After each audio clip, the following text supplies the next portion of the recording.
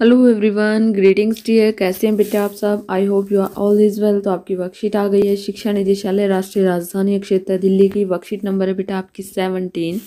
ये आपकी जो है कक्षा 6 की हिंदी की वर्कशीट है। पाठ है आपका अक्षरों का महत्व। विद्यार्थी को अपना नाम लिखना है, अपने कक्षा अध्यापक का नाम लिखना है। ये वर्कशीट जो है बेटा 24 नवंबर 2020 की आपकी जो है ट्यूसडे मंगलवार की आपकी वर्कशीट है। तो चलिए बेटा करते हैं शुरू। देखते हैं वर्कशीट में क्या दिया गया है।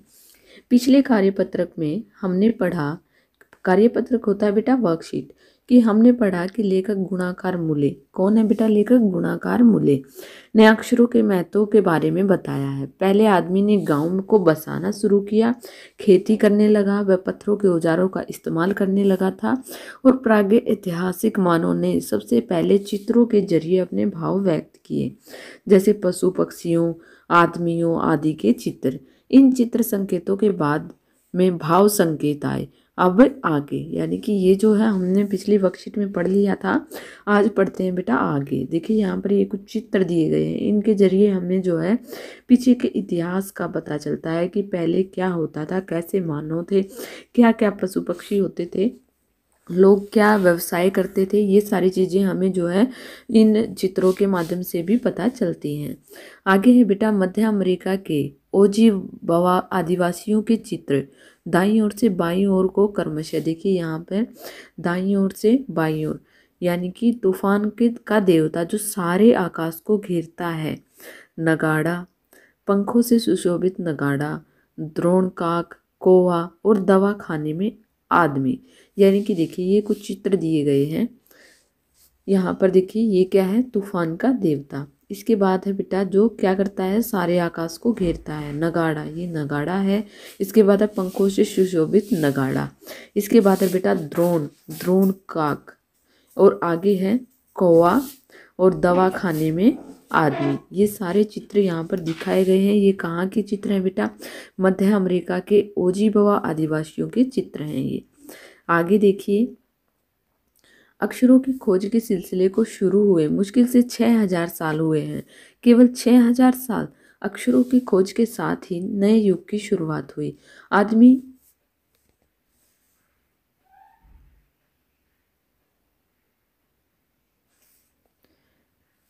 अक्षरों की खोज के साथ ही नए युग की शुरुआत हुई।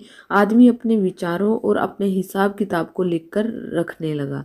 तब से मानव को सभ्य कहा जाने लगा। यानी कि क्या करते हैं, आज के टाइम में भी करते हैं ना बेटा, कि अपना हिसाब किताब सब कुछ जो है लिख कर रखते हैं ताकि याद रहे। ये सबसे अच्छा तरीका होता है। आगे है बेटा, आदमी ने जब लिखना शुरू किया तब से इतिहास आरंभ हुआ। किसी भी कौम या देश का इतिहास तब से शुरू होता है जब से आदमी के लिखे हुए लेख मिलने लग जाते हैं। इस प्रकार इतिहास को शुरू हुए मुश्किल से 6000 साल हुए हैं। उसके पहले के काल को प्रागैतिहासिक काल यानी कि इतिहास के पहले का काल कहा जाता है या कहते हैं। तो देखिए बेटा, इतिहास को शुरू हुए मुश्किल से कितने साल हुए हैं? 6000 साल हुए हैं।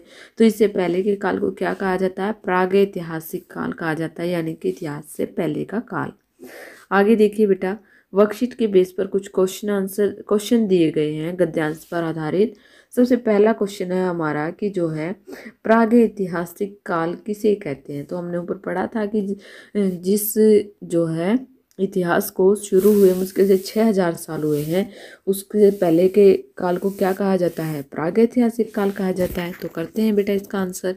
देखिए हमारे क्वेश्चन नंबर 1 का आंसर है कि इतिहास से पहले के काल को प्रागैतिहासिक काल कहते हैं।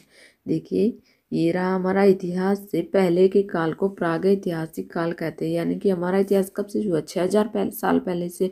तो उससे पहले का जो काल है, जो कि हमें लिखित में नहीं मिला है, उसको क्या कहते हैं? प्रागैतिहासिक काल कहते हैं। आगे देखिए बेटा,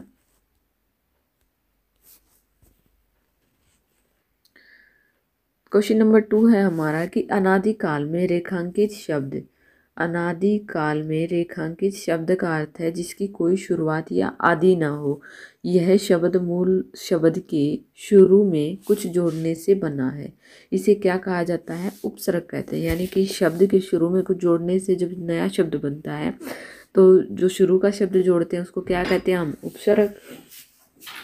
नीचे दिए गए शब्द भी मूल शब्द की शुरू में कुछ जोड़ने से बने हैं।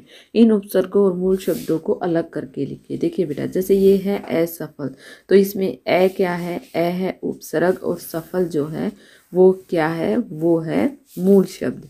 इसके बाद है बेटा अनुचित, इसमें जो है अन जो है वो है उपसर्ग और उचित जो है वो है मूल शब्द।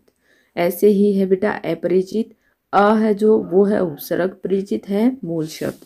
इसके बाद है बेटा अदृश्य, ए जो है वो क्या है उपसर्ग और दृश्य क्या है वो है बेटा मूल शब्द।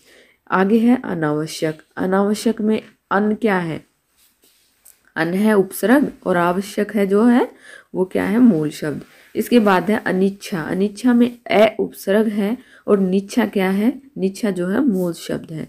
तो चलिए करते हैं इसका आंसर। देखिए यहाँ पर, देखिए सबसे पहले हमारा हम यहाँ पर ऊपर लिख लेंगे उपसर्ग और उसके बाद यहाँ पर लिख लेंगे मूल शब्द। उपसर्ग क्या है बेटा, उपसर्ग देखिए जब हम किसी भी शब्द के आगे, किसी भी अक्षर के आगे ऐसे लगाते हैं, अ लगाते हैं, अन लगाते हैं, अप लगाते हैं, तो वो क्या कहता है हमारा, ये हमारे उपसर्ग हैं। देखिए हमें अदृश्य में ए क्या है उपसर्ग है, अपरिचित में क्या है ए उपसर्ग है, अनुचित में अन क्या है, अन उपसर्ग है, असफल में ए क्या है, ये उपसर्ग है, और जो पीछे का शब्द रह जाता है वो क्या होता है बेटा, वो होते हैं मूल शब्द। देखिए ये रहे मूल शब्द। यहाँ पर देखिए आप, ये हमारा आगे है अनावश्यक, अन हो गया हमारा उपसर्ग, आवश्यक हो गया हमारा मूल शब्द। इसके बाद है अनिच्छा, अनिच्छा में अन हो गया हमारा उपसर्ग और इच्छा हो गई हमारा मूल शब्द। तो इस तरह जो है हमारे क्वेश्चन नंबर 2 का आंसर है, हम ये क्वेश्चन नंबर 2 कर लेंगे। आगे देखिए क्वेश्चन नंबर 3 है बेटा कि क्या होता अगर भाषा न होती। अपने मित्र या भाई बहन से बातचीत करके लिखिए। अगर भाषा ना होती तो क्या होता बेटा, तो क्या होता, देखिए हम लिखते हैं इसका आंसर कि जो है अगर भाषा ना होती, भाषा ना होती तो क्या होता, भाषा ना होती तो लोग एक दूसरे के साथ अपने मन के भाव को व्यक्त ना कर पाते और ना ही दूसरों की बातों को कह पाते और ना ही सुन पाते। अगर भाषा नहीं होती तो हम वार्तालाप कैसे कर पाते बेटा, अगर भाषा नहीं होती तो मान लो मैं आपको पढ़ा रही हूँ, आप कैसे पढ़ पाते। अगर भाषा के बारे में हम जानते ही नहीं हैं तो ना मैं बोलूँगी ना आप लोग सुनोगे, ना हम एक दूसरे की बात सुन सकते हैं ना एक दूसरे को कह सकते हैं। तो इससे जो है हम अपने विचारों को एक दूसरे के साथ व्यक्त नहीं कर पाते हैं।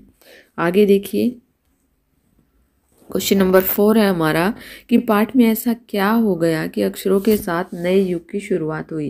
देखिए रहा पाठ में ऐसा क्या हो गया कि अक्षरों के साथ जो है एक नए युग की शुरुआत हुई। तो हम इसका करते हैं आंसर बेटे। जो है पाठ प्रश्न नंबर 4 का आंसर है हमारा कि जो है पाठ में ऐसा इसलिए कहा गया क्योंकि अक्षरों के साथ ही हमें अपनी सभ्यता एवं संस्कृति का ज्ञान हुआ। हम अक्षरों के माध्यम से ही अपने विचारों को अच्छे से लिख सकते हैं, अच्छे से कह सकते हैं। इस तरह जो है पाठ में ऐसा कहा गया। आगे है हमारा क्वेश्चन नंबर 5 है। देखिए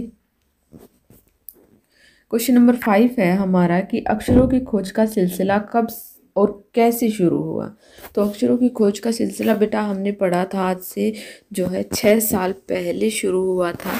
तो करते हैं इसका आंसर हम। देखिए कि जो है अक्षरों की खोज करीब 6 साल पहले हुई। पहले हमने चित्रों के माध्यम से, फिर अपने जो है विचारों और भाव को स्पष्ट करना शुरू किया और फिर हमने अक्षरों को लिखना शुरू किया।